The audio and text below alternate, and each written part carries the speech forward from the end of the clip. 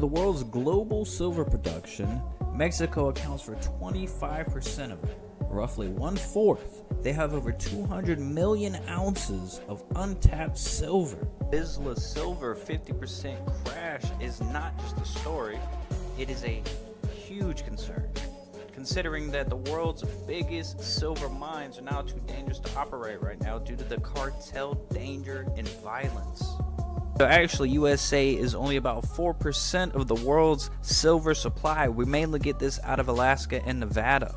We also are a huge consumer of silver, and the world consumes more silver than it actually mines. So there's a huge deficit going on with the silver issue, and it's the 6th year in a row that the world consumes more silver than it actually mines. It's completely unsustainable. New mines take about 7 to 15 years to build. Completely outrageous, especially when you already have something set up like Vizsla Silver. So the world will be wondering, where will the next decade of silver come from?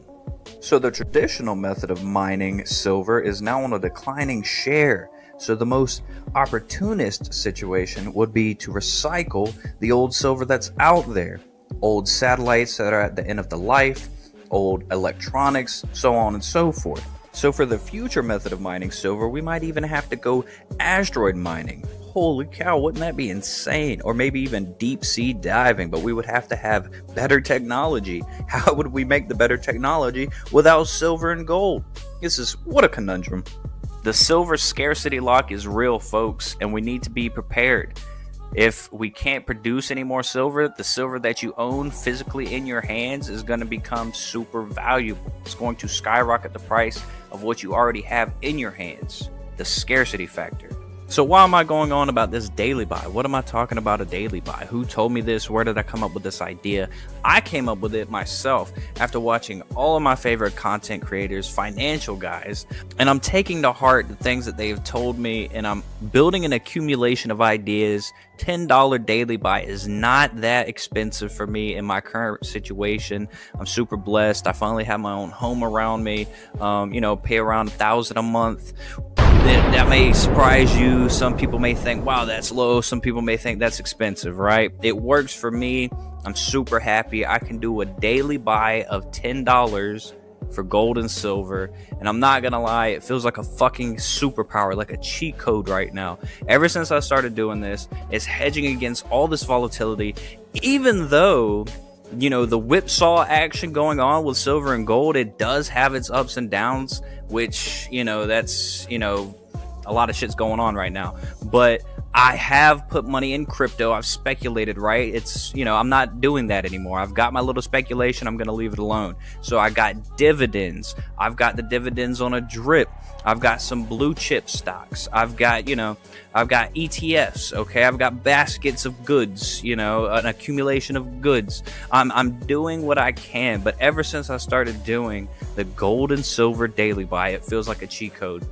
Some days you don't even want to sign in to the brokerage. You don't even want to see the losses. The volatility is crazy. If I sign in, it's going to kill me. I don't even have to look at it anymore. Little daily buy, a little cheat code. Anytime I do sign in, fucking profits, okay? It's going through the roof, and I can't just afford to buy one entire share of something, okay? But a $10 buy, a little daily buy action, and it's only Monday through Friday, and then the weekend the market's closed, okay? So this is a good time to accumulate through the week, and on my paycheck days I add a little extra just to top it off, a little icing on top of the cake. It feels like a cheat code, ladies and gentlemen, and I'm super happy I started this strategy. I wish I would have started sooner.